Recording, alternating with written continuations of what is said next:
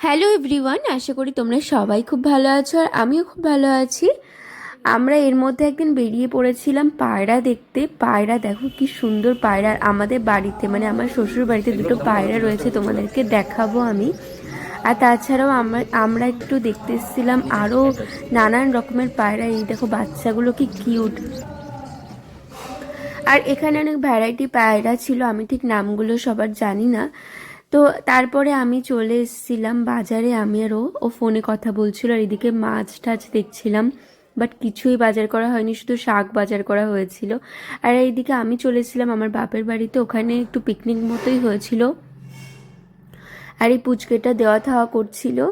আর এই দেখো মা আর ও।